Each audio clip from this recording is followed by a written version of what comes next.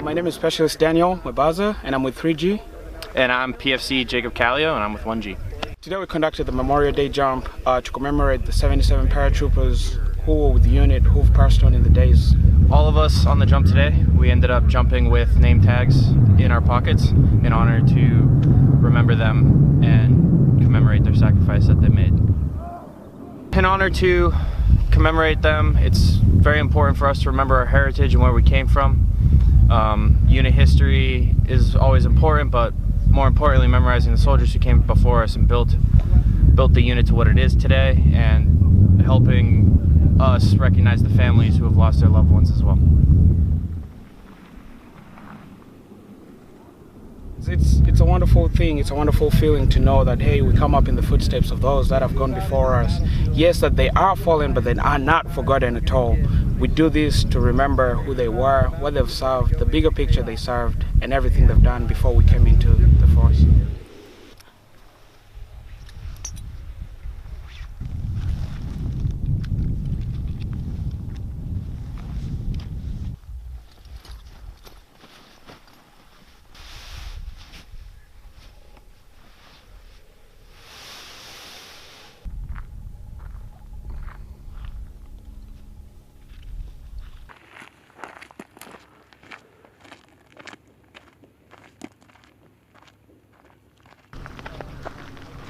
Said all this to the paratroopers already, but I'll say it again. Guys, thanks for being a part of this today. I don't know if you knew what you were getting into when you said I'll jump on Tuesday. I don't know if you knew you were doing a memorial jump, but I hope this was meaningful to you. I had at least one of you come up to me and say, this is pretty awesome, I'm pretty glad I got to be a part of this. And I hope you guys are feeling that now as we're gathered around here, as we look at the names of all of our fallen up here on the board, representing paratroopers just like you, in MOSs just like you, in duty positions just like you, with families just like you. We want them to be remembered, we want them to be honored.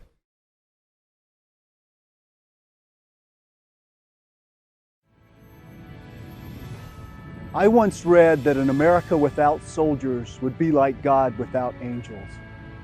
So on this Memorial Day, the day set aside to remember those who paid the ultimate price in service to our nation, I'd like to share the story of one of America's angels.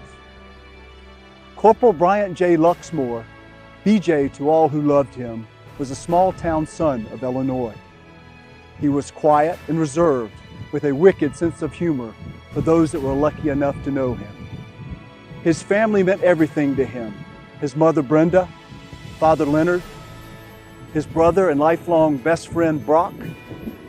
Corporal Luxmore loved deeply, and that was never more true than when he met and married the love of his life, Jamie, a small-town Illinois girl herself. They had a son, Lane, a perfect little boy who would grow to love the St. Louis Cardinals as much as his father did. From when he was very young, Corporal Luxmore had talked about the Army. His mom encouraged him to go to college, and he did. But to put it simply, he had a heart for service. Shortly after graduating from Illinois College in 2009, Corporal Luxmore enlisted.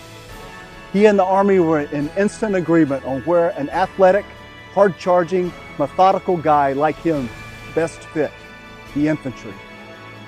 As his wife Jamie put it, BJ thought If he was going to serve, he wanted to be at the tip of the spear. Corporal Luxmore was assigned to the 2nd Brigade Combat Team, 3rd Infantry Division, Spartans. He, Jamie, and Lane settled into Fort Stewart, Georgia in the fall of 2011. The following spring, he deployed to Afghanistan. It was a painful goodbye. Shortly after arriving in country, he began keeping a journal. The very first entry he wrote would be prescient. If you don't live for something, you will die for nothing. Corporal Luxmore's unit was tasked with patrolling in and around the district of Panjwai, the birthplace of the Taliban, and a stronghold of anti-American fighters. On June 10th, just 2 months into his first deployment, Corporal Luxmore's unit came under enemy small arms fire. He was killed in action. I well know the grief on the ground among soldiers on days like this. The ramp ceremony, the color guard, the final pit in your stomach roll call. I also know the heartbreak back home. A young wife meeting a flag-draped coffin at the military mortuary in Dover. A mother collapsing to her knees upon hearing the news. A tough guy big brother weeping on his father's shoulder. It was one of the singular honors of my military career to represent the Army at the funeral for Corporal Luxmore in 2012. It was my first trip to these communities that surround Rock Island Arsenal, a place I would be stationed some 7 years later. I will never forget the outpouring of love for this young patriot. The high school gym filled to capacity, the athletic display cases with trophy after trophy won by a young B.J. Luxmore. The miles of highway lined with people waving flags as a funeral procession passed by. The pain in the Luxmore's eyes as I handed them the folded American flag and uttered those timeless words on behalf of a grateful nation. Here's the thing about Memorial Day. Each of us as American citizens can do our part by slowing down and consciously reflecting on the men and women who have been willing to serve and sacrifice, even to die for us. We can be humbled and grateful, and I hope overwhelmed by that kind of selfless valor. But for families like the Luxmores, this day is personal and poignant. They live in a state of remembrance.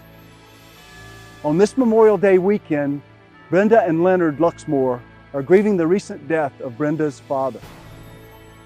As he lay dying in a hospital bed 2 weeks ago, suffering from a long and lingering illness, Brenda had whispered that it was okay to let go, to go be with BJ. Jamie has found love again, remarrying a few years ago. He is a kind and generous man who the Luxmores have welcomed into their lives like a third son. The couple now have a 3-year-old boy who follows around his big brother the way BJ once followed Brock. And Lane, that little boy who lost his dad before he had fully developed lasting memories of him, is now 12 and the spitting image of Corporal Luxmore. He's quiet and reserved to outsiders, but a joy to those who know him. He values family above all else. But perhaps most of all, just like his dad, he's most at home on the baseball field. Back in June of 2012, precisely as his dad was heading out on his final patrol, 3-year-old Lane was suiting up for his first T-ball game. The coach had handed him his uniform, and by absolute chance, Lane got number 4, his dad's old high school and college number. Jamie had laughed thinking how much BJ was going to love this story. The very next morning, the Army's casualty notification officers knocked on her front door. Corporal Luxmore rests here in this quiet country cemetery, aptly named Hopewell. But he lives on in these communities that loved him. The scoreboards on the high school baseball field are named for him. An annual baseball tournament honors him. His family gives scholarships in his name to local student athletes, and the high school does a blood drive in his memory every year. But what I love most of all is that a proud young man with the last name Luxmore is a standout baseball player in the same community where his dad was. Yeah, and he still wears number 4. On this Memorial Day, I ask something of each of you. Pause to remember Corporal Luxmore and the ones you know and love who gave their last full measure of devotion. Remember our Gold Star families whose grief is forever etched into the fabric of our nation. Parents and siblings like Brenda and Leonard and Brock. Spouses and children like Jamie and Lane. And actively remember those of every generation who believed this great nation was worth everything they had to give. I leave you with this thought. It has been said that soldiers fight not because they hate what is in front of them, but because they so deeply love that which they have left behind. May we all recognize that we are part of that, part of those left behind. And may we more deeply treasure the gift of freedom, knowing others paid an unthinkable price for it.